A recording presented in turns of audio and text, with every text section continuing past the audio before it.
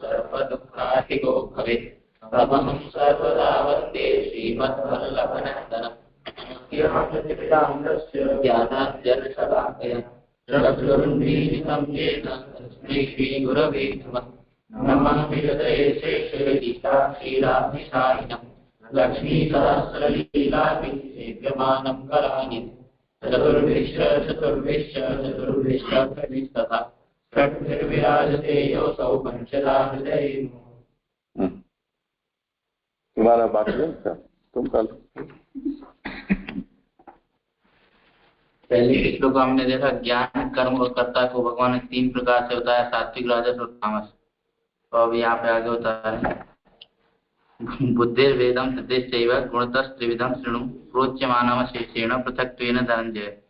हे धनंजय, गुणों के कारण बुद्धि के तथा धृति के 3 प्रकार के वेद भली भांति अलग अलग रूप से कहता हूँ, उनको सुन। श्लोक 26 से 28 तक कर्ता के 3 प्रकार के भेद बताए, जिसमें ज्ञाता के भी 3 प्रकार के भेद कहे। कर्म के 3 प्रकार के भेद श्लोक 23 से 25 तक बताए गए, जिससे ज्ञेय के भी भेद कहे गए। अब कर्ण के भेद कहने के लिए निश्चयात्मिका बुद्धि के तथा धृति के 3 प्रकार के भेद कहने की प्रतिज्ञा करते हैं। तदुपरांत 3 श्लोक से 30 से 32 बुद्धि के और अगले 3 श्लोक से 33 से 35 धृति के भेद कहते हैं। अब यहाँ पे ज्ञान कर्मकर्ता का निरूपण करके भगवान यहाँ पे आगे बता रहे हैं कि बुद्धि और धृति के 3 प्रकार अलग अलग गुणों के भेद से बताने जा रहे हैं। प्रवृत्तिं च निवृत्तिं च कार्याकारे भयावहे बंधम मोक्षम च या वेत्ति बुद्धि सा पार्थ सात्विकी। हे पार्थ, प्रवृत्ति और निवृत्ति, कार्य और अकार्य, भय और अभय तथा बंध और मोक्ष को जो बुद्धि जानती है वह सात्विकी है।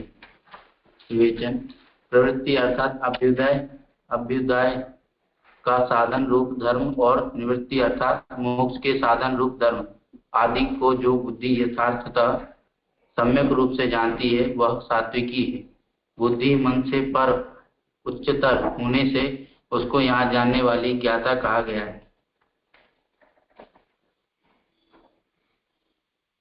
तो जो यहाँ पे जो धृति और बुद्धि का बताया, तो उसमें पहले बुद्धि का निरूपण कर रहे हैं कि प्रवृत्ति और निवृत्ति को जो जानता हो और कार्य और अकार्य को मतलब भली भांति जो जानता हो, और बंध तथा मोक्ष को भी जो बुद्धि जानती है वो यहाँ पे सात्विक की बुद्धि कही गई।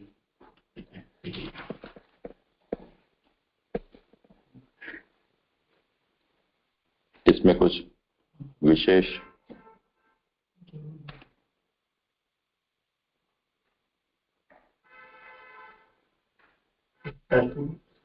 इसमें जो है कि ये बताया कि प्रवृत्ति निवृत्ति कार्य अकार्य भय और बंध मोक्ष को जो बुद्धि जानती है वह सात्विक है। इसमें ये प्रश्न है कि ये सिर्फ ज्ञान मात्र होना तो उसी से सात्विकता इसमें आ जाएगी। जैसे प्रश्न ये है कि जैसे दुर्योधन का जो प्रसंग देखा तो वो भी अपने स्वयं बता रहे हैं कि वो भी धर्म अधर्म इत्यादि भली भांति जानते हैं, तो फिर भी उनको सात्विक तो नहीं कह सकते। तो फिर इसमें क्या ज्ञान मात्र होना उसी से सात्विकता उसकी जानी जाती है कि ये प्रश्न करो विचार क्या लगता है निशन, और किसी को भी कुछ कहना हो तो। ऐसा जरूरी नहीं है कि ज्ञान से उसके अंदर उस गुणों का दिखना या उसकी बुद्धि सात्विकी हो जाएगी, ऐसा जरूरी नहीं होता है। क्योंकि जो भी कुछ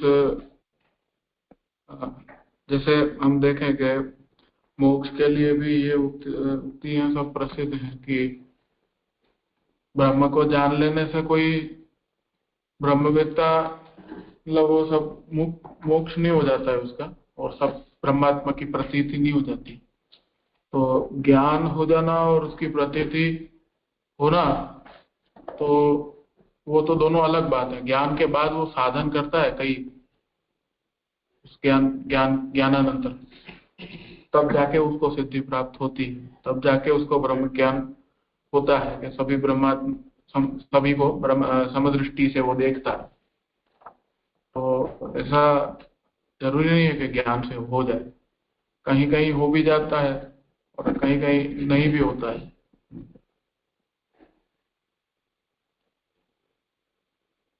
अनिवार्य नहीं है सर ज्ञान से हो ही जाए। यानी कि सिर्फ इस प्रकार के उसको ज्ञान होना कि ये प्रवृत्ति क्या है, निवृत्ति क्या है, कर्तव्य क्या है, इतनी बुद्धि में विचार मात्रा ना, उसी से उसकी बुद्धि की सात्विकता उसकी मापी जाती है। यहाँ इस श्लोक के संदर्भ को देखें तो यहाँ पे तात्पर्य से अर्थ निकालना है कि आप ऐसा कहना चाहते हैं कि इस प्रकार की बुद्धि वाला जो व्यक्ति है, मतलब इस प्रकार का जो व्यक्ति है वो सात्विक है। हाँ, मतलब वही के ऐसे लक्षण हमको कहीं पे भी दिखे तो उसको सात्विक समझना चाहिए। व्यक्ति सात्विक है और बुद्धि सात्विक है, ये एक ही बात है या अलग अलग है?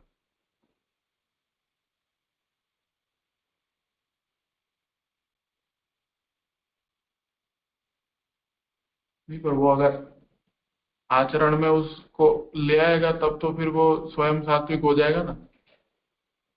बुद्धि में तो गुण मतलब की बात तब ज्ञानम ज्ञेयम परिज्ञाता और कारणम कर्म करते थी, त्रिविधम कर्म संग्रह। तो ज्ञान, ज्ञेय और परिज्ञाता, ये परिज्ञाता की बात यहाँ की जा रही है कि परिज्ञाता 3 तरह के होते हैं।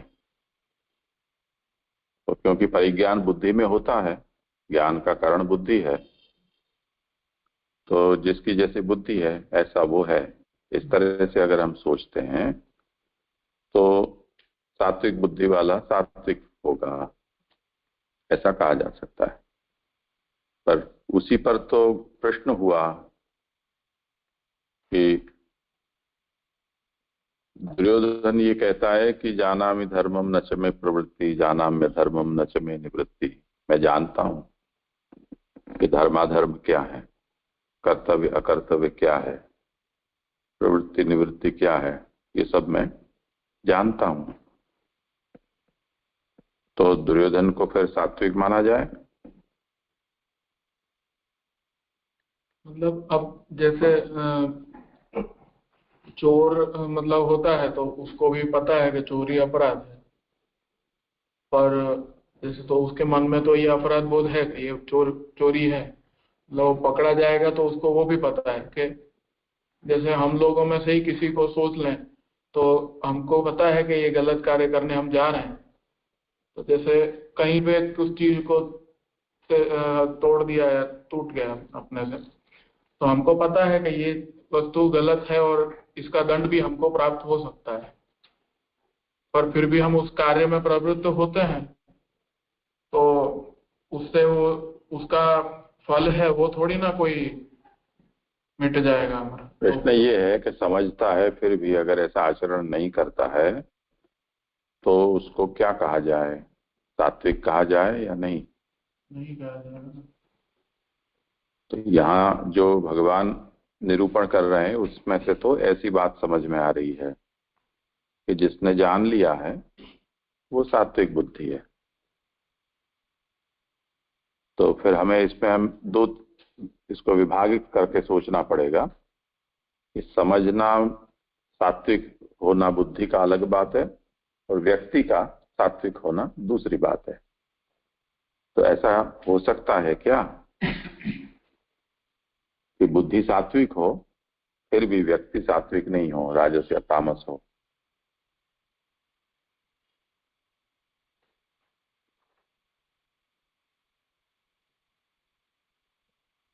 हमने पूर्व में देखा है कि जान लेना यानी ज्ञान नहीं कहा जाता है, और उसके आचरण में आ गया है तो ही उसको ज्ञान हुआ, ऐसा हम पूर्व में देख चुके हैं कि जान लेना, ज्ञान तो सब लेते हैं लेकिन अगर उसके आचरण में आता है तब उसको हम कहते हैं कि उसको ज्ञान हुआ है। बाकी तो जानता है लेकिन ज्ञान हुआ ऐसा नहीं कहते। यहाँ जो भगवान का वचन है उसकी व्याख्या हम कैसे करें? बुद्धि जानती है। कहा है। फिर हमें ये कहना पड़ेगा कि जानने का मतलब उसके अलग अलग स्तर होते हैं जानना। तो जैसे परीक्षा के लिए हमने कोई विषय तैयार किया और वो प्रश्न आया, उसका हमने उत्तर दे दिया, तो हमें उसके अंक मिल गए। तो जो परीक्षक है वो ये समझेगा कि इस परीक्षार्थी को इस विषय का ज्ञान है, ये इसका मतलब हुआ।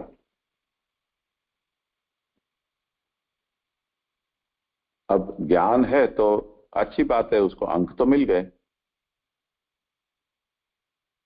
पर परीक्षा के लिए हमने जो तैयारी करके विषय को याद किया वो एक तरह का ज्ञान है। ज्यादातर परीक्षा देने वाले हैं वो उस ज्ञान को माथे पर एक भार का टोकरा समझकर परीक्षा खत्म होने के साथ ही उसको कूड़े में डाल देते हैं। अब ये साला दोबारा कभी सामने ना आए तो अच्छा है। जैसे हम उल्टी करके सब निकाल देते हैं, उस तरह से परीक्षा में वो सब उल्टी कर देते हैं हम। अब वो भी एक तरह का ज्ञान तो है, पर उस ज्ञान की व्यवहार में कोई उपयोगिता कोई व्यक्ति नहीं समझता हो तो केवल परीक्षा देने के लिए ही वो ज्ञान था, ऐसा उसका मतलब निकला।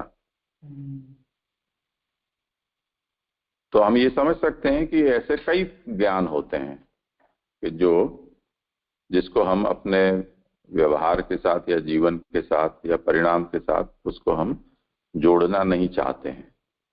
और अब भगवान जब ये आज्ञा करते हैं कि यहाँ बुद्धि सात्विक कही जा रही है, वो परिज्ञाता की सात्विकता समझनी चाहिए। बुद्धि जिसकी सात्विक है वो परिज्ञाता सात्विक है, यानी व्यक्ति सात्विक जिसकी बुद्धि सात्विक। तो अब ये जो ज्ञान है उसको हमें ऐसे समझना होगा, जो अभी लोगों ने कहा कि केवल उत्तर याद हो जाना या किसी को हम उस बात को समझा दें, उतना ही उसे ही ज्ञान नहीं कहा जाता है। पर ज्ञान है वो आचरण तक हो, तब वो ज्ञान सच्चा ज्ञान है, ऐसा समझा जाएगा। समझे ना? तब तो फिर हम कह सकेंगे कि जिसकी ऐसी बुद्धि है वो व्यक्ति भी सात्विक है। अन्यथा हमें ये कहना होगा कि हाँ चलो बुद्धि तो सात्विक है पर व्यवहार तामस है, तो हमें उसको विभाजित करके और कहना चाहिए।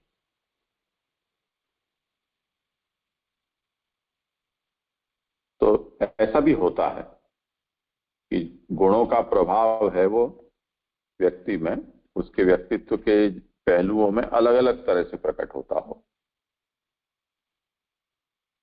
यानी बुद्धि में अलग गुण हो, वाणी में कुछ अलग गुण हो, व्यवहार में कुछ अलग गुण हो। उसमें भी सुबह जब सो के उठ रहा है उस समय उसकी अलग गुणावस्था हो, नहा धोने के बाद अलग हो, काम नौकरी में जाने के समय कुछ तीसरी अवस्था हो, पूरा दिन काम करने पर शाम के समय अलग अवस्था हो, घर में जाए तो चौथी अवस्था हो, ऐसे। तो ये जो भी गुणों की अवस्थाएं वो तो इन सब चीजों पर निर्भर करती है। यानी काल का प्रभाव पड़ता है, स्थान का पड़ता है, आसपास का जो वातावरण है उसका पड़ता है, शरीर के भीतर जो है उसका पड़ता है, हमारे प्रारब्ध हैं पूर्व जन्मों की कर्म वासनाएं उसका भी पड़ता है। तो बहुत सी चीजें इन गुणों को प्रभावित करती हैं। तो ऐसा हम नहीं मान सकते हैं कि एक व्यक्ति जो सात्विक प्रकृति का है मानो, तो सात्विक किसे कहा जाएगा? जिसकी बुद्धि है वो सदा ज्ञानमय हो, सत्व गुण है वो ज्ञान को पैदा करने वाला है। कोई व्यक्ति सात्विक है, अरे पर उसको भांग पिला दोगे तो बकवाद करेगा, वो सब ज्ञान रफू चक्कर हो जाएगा, तो उसका प्रभाव तो पड़ेगा ही ना। इसी तरह थका हुआ है, गिरिराज जी की परिक्रमा लगा के वो सोया है, आधी नींद में उसको उठा के और अगर उससे कुछ करो ज्ञान की बातें तो वो क्या करेगा। लगातार उपवास किए हैं, भूखा है, उस समय उससे हम कुछ भी ज्ञान की बात करेंगे तो मारने दौड़ेगा, सात्विक होगा तब भी। ये कोई समय है प्रश्न करने का ऐसे? तो अब व्यक्ति सात्विक है फिर भी इन सब चीजों से तो वो प्रभावित होता ही है। तो हमें इनको थोड़ा और अच्छी तरह से इस विषय को सोचना पड़ेगा। शिवम ठीक है ना? बोलते रहो बीच बीच में, तो मुझे विश्वास रहे कि तुम जग रहे हो। हाँ ठीक है, पर सामान्यतया जो प्रवृत्ति और निवृत्ति, कार्य अकार्य, भय अभय, बंध मोक्ष, इनको जानता है, ऐसी जो बुद्धि है वो सात्विक है। ऐसी बुद्धि वाला सात्विक है, ऐसा सामान्यतया तो कहा जा सकता है।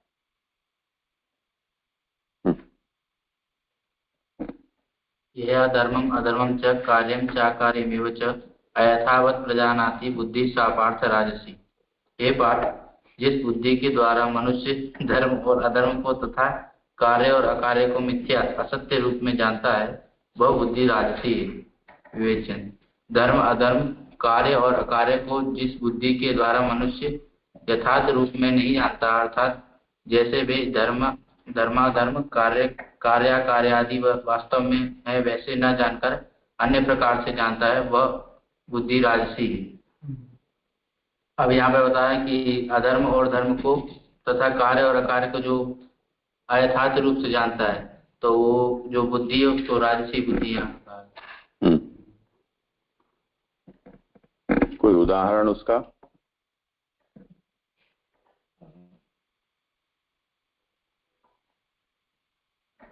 कार्य को अयथावत जानना, अकार्य को अयथावत जानना, धर्म अधर्म को अयथावत जानना, उसका कोई उदाहरण?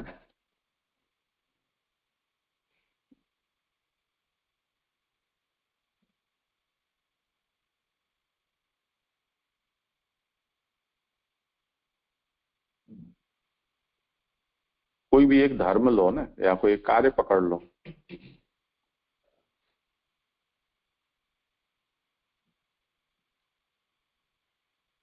अरे वॉलीबॉल खेलना ही ले लो, अभी जाओगे तुम लोग खेलने, ये कार्य है, कार्य तो है ही ना, क्रीड़ा है। अब यथावत वॉलीबॉल क्रीड़ा और अयथावत वॉलीबॉल क्रीड़ा कैसे उसको हम कह सकेंगे?